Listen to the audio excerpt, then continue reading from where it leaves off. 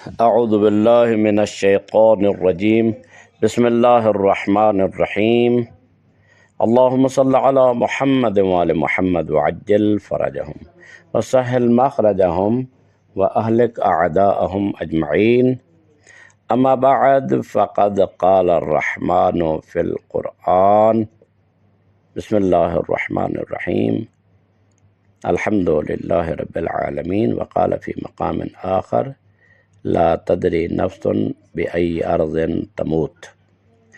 مومنین و مومنات، خداوند متعال آپ سب کی توفیقات تعداد میں اضافہ فرمائے اور قرآن مجید کے نور سے ہمارے قلوب کو منور فرمائے اور ہماری دنیا اور آخرت دونوں کو سہل و آسان فرمائے اور قرآن مجید کے نور سے ہمارے دونوں عالم دنیا اور عالم آخرت دونوں کو آسان فرمائے۔ آپ سب کی توفیقات تعداد میں اضافہ فرمائے اور آپ کے مرحومین کو جوار مقام معصومین میں جگہ عطا فرمائے۔ آج کا ایک سوال یہ ہے، میت کے تلقین میں کیوں کہا جاتا ہے کہ جان لے کہ موت برحق ہے اور قبر برحق ہے؟ یعنی اسمع افہم اسمع افہم اسمع افہم اعلم ان الموت حق وان القبر حق۔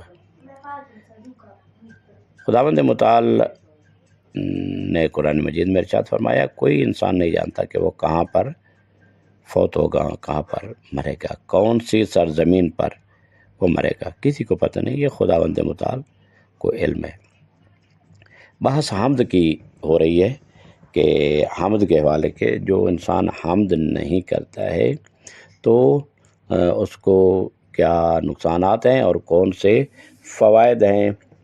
جو فوائد ہیں، پہلے نقصانات عرض کیے، اب جو ہے فوائد جو ہیں وہ ہیں کہ انسان کی جو قبر ہے روضۃ من ریاض الجنہ بن جاتی ہے، یعنی جو حمد ہے انسان کی قبر کو جنت کا باغ بنا دیتی ہے۔ یہ انسان حامد جو ہے اپنے دل و جان سے جو حمد پروردگار بجا لاتا ہے تو خدا ذوالجلال اس کی قبر کو سہل و آسان بنا دیتا ہے۔ اب سوال یہ ہے کہ کیوں کہا جاتا ہے اعلم ان القبر حق وان الموت حق وان النشور حق وان البعث حق، یہ تمام جو تلقین میت میں پڑھا جاتا ہے اور اس کا کندھا بھی ہلایا جاتا ہے، اسمع افہم کہا جاتا ہے، تو یہ کیوں کہا جاتا ہے؟ تو اس کا جواب یہ ہے کیونکہ اکثر لوگوں کو یہ شعور نہیں ہوتا کہ وہ مر چکے ہیں۔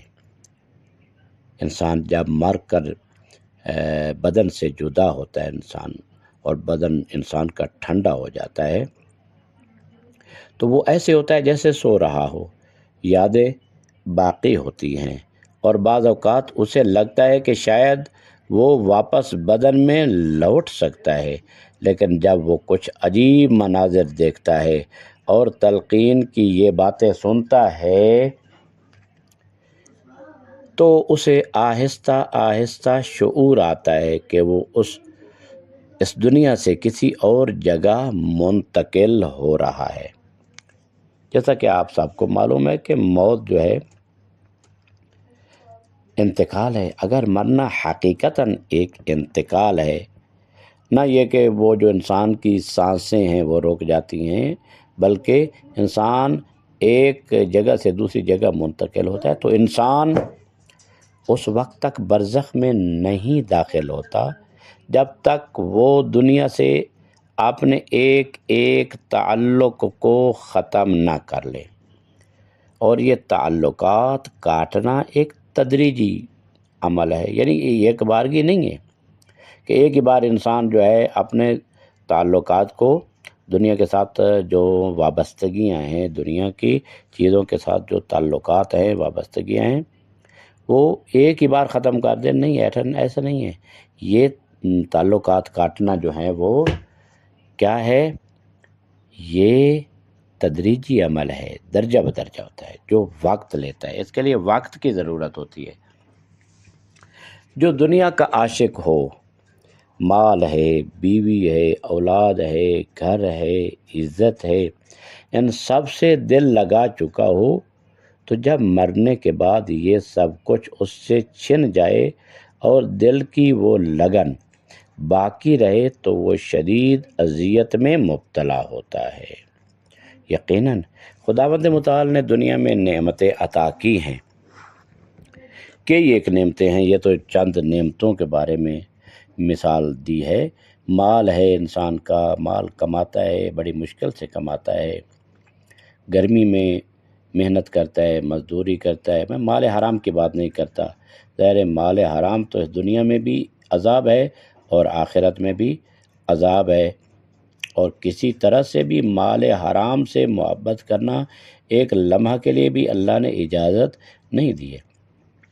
یہ بات ہو رہی ہے نیک چیزوں کی، مال اچھا ہے، حلال ہے، بیوی ہے، جائز ہے، منکوحہ ہے، اسی طرح اولاد ہے، گھر ہے، کوٹھی کار ہیں، مربے ہیں، بنگلے ہیں، تمام مال ہے، مویشی ہے، انسان کی عزت ہے، پوسٹ ہے، مقام ہے، کوئی ڈی جی ہے، کوئی ایس پی ہے، کوئی وزیر اعظم ہے، کوئی ہے، کوئی کچھ عہدہ اس کو دنیا میں ملا ہے، تو اس کا جب انسان عاشق ہو جاتا ہے، ایک ہے اس سے محبت کرنا اس وجہ سے کہ انسان اس سے استفادہ کرتا ہے، مال سے استفادہ کرتا ہے، بیوی سے محبت کرتا ہے، بیوی سے محبت کرنا اور عشق کرنا اس لحاظ سے کوئی حرج نہیں ہے، بلکہ اچھا ہے۔ بیوی سے محبت کرنا یہ تو ثواب کا کام ہے بہت زیادہ، اولاد سے بھی ان کی عزت کرنا، ان کی تربیت کرنا، ان کو پیار اور محبت سے دیکھنا، یہ سب کچھ عبادت ہے۔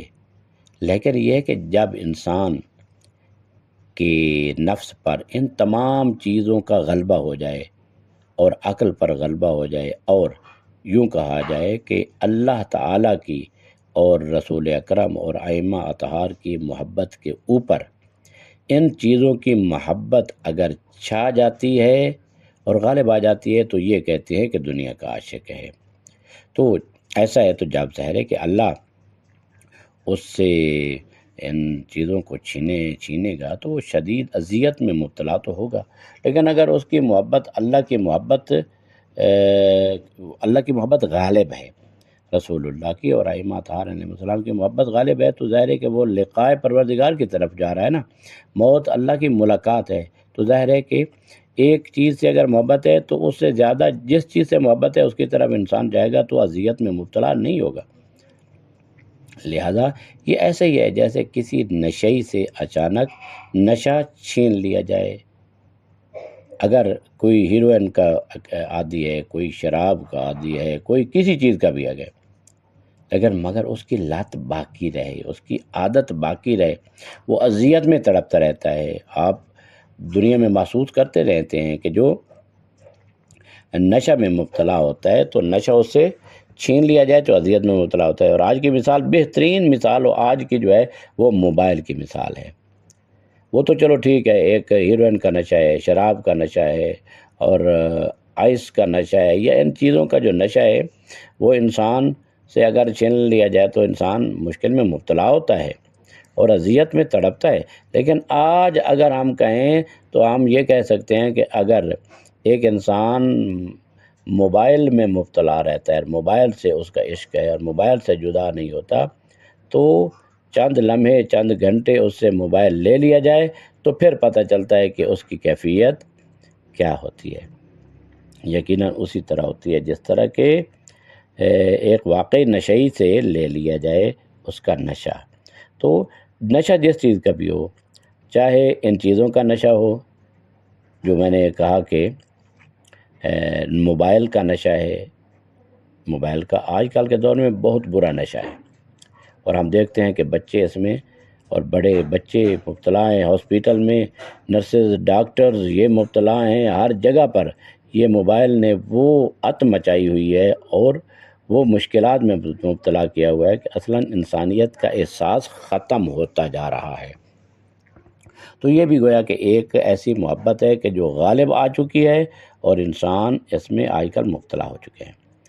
ایسے میں یعنی کوئی علاج نہیں ہوتا، یعنی اذیت میں تڑپتا ہے، اس سے نشہ چھین لیا جائے تو اس میں علاج نہیں ہوتا۔ علاج کا موقع دنیا میں تھا، وہاں نہیں. انسان کی موت جب آ جائے گی سب محبتیں اس کی منقطع اور جدا ہو جائیں گی، تو اس کا علاج جو ہے وہ اب نہیں ہو سکتا. علاج اس کا دنیا میں تھا. اگر اپنا دل دنیا سے ہٹاتا، ان چیزوں کے عشق سے ہٹا کر اللہ کے عشق میں مبتلا کرتا اور موت کے عشق میں مبتلا کرتا، تو وہ اذیت میں مبتلا نہ ہوتا. اسی طرح مطلب اس طرح کہ بچہ ہے، اس سے ٹافی چھین لی جائے، بچہ اس ٹافی کو اپنے تمام کچھ سمجھتا ہے، تمام دنیا وہ اسی کو سمجھتا ہے. اگر وہ چھین لی جائے تو بچہ فوراً رونا شروع کر دیتا ہے، تڑپتا ہے کہ وہ میری ٹافی جو ہے وہ مجھے دی جائے. اس لیے جو شخص حقیقتاً حامد ہو، وہ کبھی یہ نہیں کہتا کہ میں نے محنت کی ہے اس لیے یہ حاصل کیا ہے، نہیں، بلکہ وہ کہتا ہے وما بکم من نعمت فمن اللہ، جو کچھ میرے پاس ہے وہ اللہ کی طرف سے ہے. جو کوئی تمہارے پاس ہے نعمت وہ اللہ کی طرف سے ہے. مما بنا من نعمت، جو کچھ ہمیں نعمتیں دی ہیں وہ اللہ نے دی ہیں.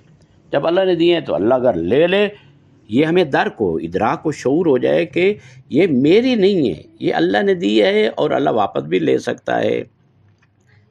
ہاں جی، تو پھر کیا ہے کہ اس کو زیادہ تکلیف اور مشکل نہیں ہوگی. جس طرح کہ ہمیں پتہ ہے کہ یہ چیز مجھے کسی نے عاریتاً دی ہے اور کچھ وقت کے لیے دی ہے، تو جب وقت آئے گا تو وہ مجھ سے لے لے گا. تو انسان اس کو استعمال کرتے ہوئے اسے دل نہیں لگاتا ہے. مطلب جس طرح انسان اپنے گھر سے تو محبت کرتا ہے، بہت زیادہ کوٹھی ہے، اس میں ایئر کنڈیشن لگے ہوئے ہیں، نوکر چاکر ہیں، اس میں کھانے لگے ہوئے ہیں، سارا کچھ، اس سے بہت زیادہ محبت کرے گا، بہت عشق رکھے گا اس بنگلے سے، اس کوٹھی سے. لیکن جب انسان کسی مسافرت میں جائے اور وہاں پر ایک کمرہ جو ہے وہ رینٹ پہ لے، مثلا اکثر بیشتر مومنین و مومنات زیارات پہ جاتے ہیں، حج بیت اللہ، آج کل موسم ہے حج بیت اللہ کا، وہاں جاتے ہیں اور زیارات پر جاتے ہیں. وہاں ایک کمرہ جو ہے وہ کرائے پہ لیتے ہیں، 2 3 4 آدمی وہاں پر رہتے ہیں.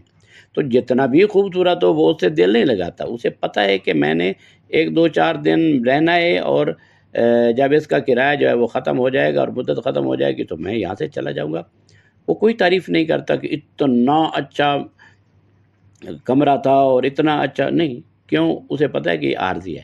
لیکن اگر انسان اسی طرح اس دنیا کے تمام اموال کو، تمام چیزوں کو عارضی سمجھے کہ کچھ وقت کے لیے مجھے ان کی اجازت دی گئی ہے، اس کے استعمال کو حلال قرار دیا گیا ہے، تو پھر انسان اس سے دل نہیں لگاتا ہے. اور جب دل نہیں لگاتا ہے تو پھر لینے والا اگر لے بھی لے تو پھر اس پر کوئی اثر نہیں ہوتا ہے.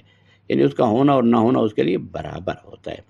لہذا انسان کو چاہیے کہ انسان اپنے ذہن میں رکھے کہ انسان جتنا بھی حاصل کر لے، اگر ایک معمولی بیماری لاحق ہو جائے، جیسے دماغی جھٹکا لگتا ہے، فالج ہو جاتا ہے، تو وہ سب کچھ بھول سکتا ہے. انسان کا برین ہیمریج ہوتا ہے، انسان کے پتہ نہیں کیا کیا مشکلات آ سکتی ہیں. 50 سال کی محنت ایک لمحے میں ختم ہو سکتی ہے.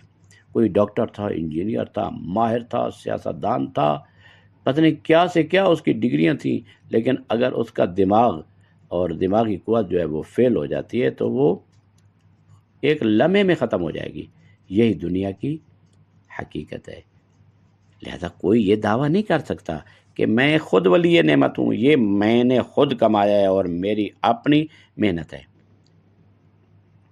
ایسا نہیں کہہ سکتا اور نہ ہی کہنا چاہیے. برزخ کے بارے میں جب پوچھا گیا تو حضرت نے فرمایا القبر منذ حین موتہ الی یوم القیامہ. قبر کیا ہے؟ قبر موت سے لے کر قیامت تک کے یعنی قیامت آنے سے پہلے تک کو کیا کہا جاتا ہے؟ قبر کہا جاتا ہے. تو امید ہے خداوند متعال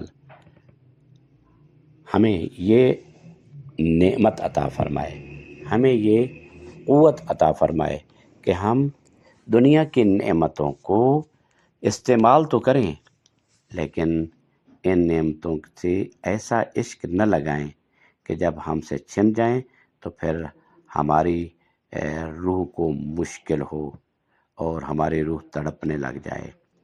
نہیں، ہمارے اوپر اگر غلبہ ہو تو اللہ تبارک و تعالیٰ کی ولایت و محبت، اور رسول اللہ کی ولایت و محبت اور ائمہ علیہ السلام کی نور ہدایت سے محبت ہو، تو انشاءاللہ خداوند متعال ہمارے لیے سب کے لیے موت کا وقت جو ہے وہ سہل و آسان فرمائے گا۔ وصلی اللہ علی محمد و آلہ الطیبین الطاہرین المعصومین۔